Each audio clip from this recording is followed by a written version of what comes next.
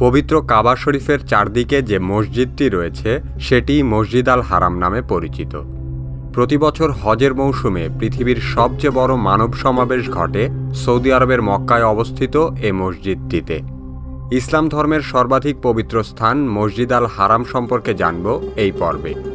শুরু করার আগে আমাদের চ্যানেল সাবস্ক্রাইব করুন এবং বেল আইকনটিতে ক্লিক করুন।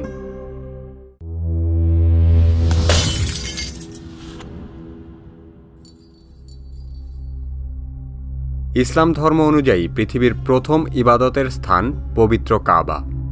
এখনও প্রতিনিয়ত বিশ্বব্যাপী প্রায় 160 কোটি মুসলিম কাবার দিকে মুখ করে নামাজ আদায় করে। হজ ও ওমরা পালনের জন্যও কাবাকে প্রদক্ষিণ করতে হয়। অবিশ্বাস্য হলেও সত্য যে কাবাকে প্রদক্ষিণ করা কখনোই থেমে থাকে না। এই মুহূর্তেও কেউ না কেউ কাবাকে প্রদক্ষিণ করছে। এমনকি অতীতে বন্যার সময়ও মানুষ সাঁতার কেটে কাবাকে প্রদক্ষিণ করেছে। ধারণা করা হয় খ্রিস্টপূর্ব প্রায় 2130 সালের দিকে কাবা নির্মাণ করা হয়। পবিত্র কুরআনে বর্ণিত আছে, মুসলিম জাতির পিতা ইব্রাহিম আলাইহিস সালাম ও তার পুত্র ইসমাইল আলাইহিস সালাম একত্রে কাবা নির্মাণ করেন। পূর্বে কাবাকে কেন্দ্র করে একটি খোলা স্থানই ছিল মসজিদ।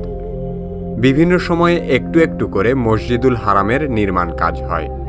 692 সালে প্রথম ছাদসহ দেয়াল দিয়ে মসজিদটি ঘিরে দেয়া হয়। 1570 সালে উসমানীয় সুলতান দ্বিতীয় সেলিমের আমলে সমতল ছাদের বদলে ক্যালিগ্রাফি সম্বলিত গম্বুজ ও নতুন স্তম্ভ স্থাপন করা হয়। 1955 থেকে 1973 সালের মধ্যে সাফা ও মারওয়াকে মসজিদের দালানের মধ্যে নিয়ে আসা হয়।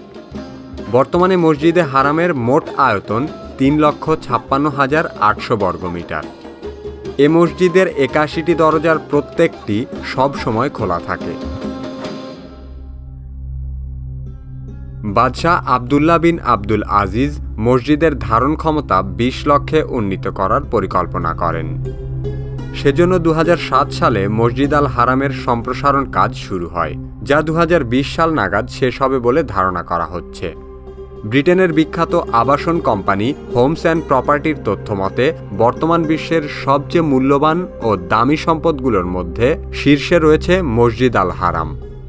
মুসলিমদের কাছে অমূল্য সম্পদ এ মসজিদটির নির্মাণ ব্যয় প্রায় $100 বিলিয়ন।